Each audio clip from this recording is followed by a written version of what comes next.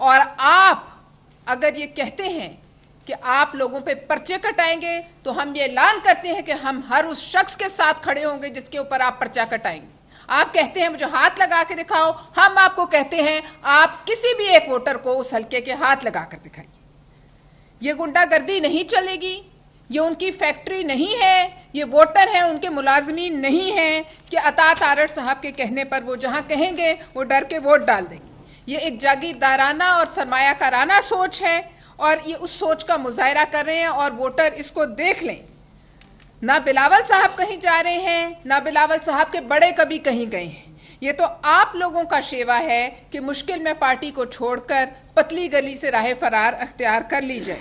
और ये मत भूलिए अता तारड़ साहब कि ये आसिफ अली जरदारी ही थे, बिलावल साहब के वालिद, जिन्होंने आपकी वेंटिलेटर पे पड़ी हुई जमात में पीडीएम बनाकर सांस डाला और शहबाज शरीफ साहब को वजीर आजम के लिए नामजद करके आज जो आप इतना उछल रहे हैं, ये सारी तवानाई के इंजेक्शन ये आपको आसिफ अली जरदारी साहब के तवस्सुत से लगे। और आप ये भी पूछ लीजिए अपने बुजुर्गों से और अपनी जमात से कि इस किस्म के लहजे रखने वाले लोगों ने बाद में आसिफ अली जरदारी के कदमों में गिरकर उनसे माफ़ी मांगी। ये ना हो कि कल को आप भी इसी तरह यही काम आपको करना पड़े और आप भी माफ़िया मांग रहे हों। लिहाजा मैं मुस्लिम लीग नून की लीडरशिप को भी ये बताना चाहती हूँ कि इस किस्म के मजलिस एहरार की बाक़ियात जो इनकी मुस्लिम लीग नून के भी नज़रिए के ख़िलाफ़ हैं, जो कायदे आज़म की मुखालफत करते रहे, जो पाकिस्तान बनने की मुखालफत करते रहे, उनको टिकट देकर वो अपना नुकसान कर रहे हैं। और ये सोच आज की जो उनकी कल की गुफ्तगू है उससे अंदाज़ा हुआ कि 75 साल बाद भी वही सोच उनके अंदर से बोल रही है। और ये लहजा फ़िरौनियत का लहजा है, ये लहजा किसी सियासतदान का लहजा नहीं, ये लहजा जो है गुंडागर्दी का लहजा है। और वो ना भूलें कि वो एक मुक़द्दस ऐवान के मेंबर बनने की जो है वो कोशिश कर रहे हैं। और अगर यही सोच रख के वो इस ऐवान में आएंगे तो आप ये देख लीजिए कि मुस्लिम लीग नून क्या करने जा रही है। हम इस बात का दोबारा खदशा मैं दोहराना चाहती हूँ कि मॉडल टाउन का एक्शन रीप्ले मुस्लिम लीग नून चाहती है। इस किस्म के बलवाइयों के ज़रिए हम इलेक्शन कमीशन से अपील करते हैं कि वो इस सरकारी उम्मीदवार की धमकियों का सख्त नोटिस ले, क्योंकि उनका वतीरा है कि हर शिकस्त से पहले वो इसी किस्म की जो है वारदात डाल देते हैं। बहुत शुक्रिया। मैडम काइंडली ये बता दें, जो लाहौर में वाक़या हुआ था जिसमें अता तारड़ का पोलिंग स्टेशन था और वहाँ पे वो पैसे बांट रहे थे, वो वीडियो आप इलेक्शन कमीशन में लेके जा रही है, सिर्फ मीडिया में टॉक कर रही है?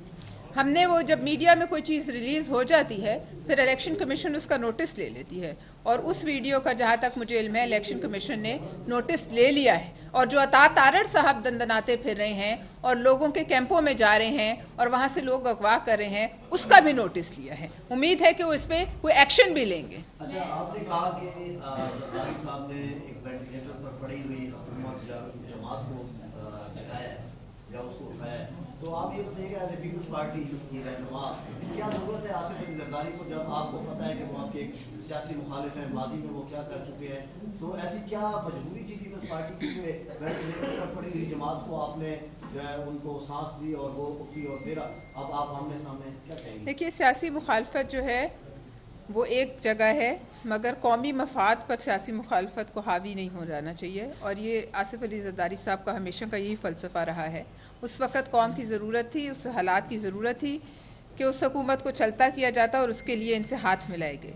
लेकिन अब जो उनके उसके बाद आपने मामलात देखे तो वो मामलात जो हैं उन्होंने अपने सीधे वो कहते हैं हमारी बात हो गई है, तो ज़ाहिर है ये ना भूलें कि जब बात करने से पहले वो किस पोजीशन में थे और आज वो जिस पोजीशन में है उसका सेहरा आसिफ अली जरदारी साहब को जाता है। उस काबिल हो गए हैं कि वो यहाँ इलेक्शन कैंपेन चला रहे हैं और मियां नवाज शरीफ साहब वापस आए। मैडम सेनेटर, आपने कहा कि अता तारड़ हल्के के किसी वोटर को हाथ लगा के दिखाएं, तो माहौल क्या इस तरफ जा रहा है? देखिए, धमकियां अता तारड़ की जो वो आपके वोटर को गुंडागर्दी कर रहे हैं, तो उसको उसी तरीके से रोकने का कुछ 127 में कुछ इस तरह के हालात बनने के? देखिए, मैंने आपसे खदशे का इजहार किया ना, ये धमकियां जब दी जाएंगी तो दूसरी जमात जो है बैठ के अगर किसी वोटर को वो हाथ लगाएंगे, हमारे वोटर को हाथ लगाएंगे या किसी वोटर को हाथ लगाएंगे जो अपनी मर्जी से वोट देना चाहता है, तो हम उसके साथ खड़े होंगे। वो कहते हैं मुझे हाथ लगा के दिखाओ, हम कहते हैं आप किसी वोटर को हाथ लगा के दिखाएं। उनका क्या हक है कि वो इस किस्म की धमकियां इलेक्शन से चंद दिन पहले दे रहे हैं और कह रहे हैं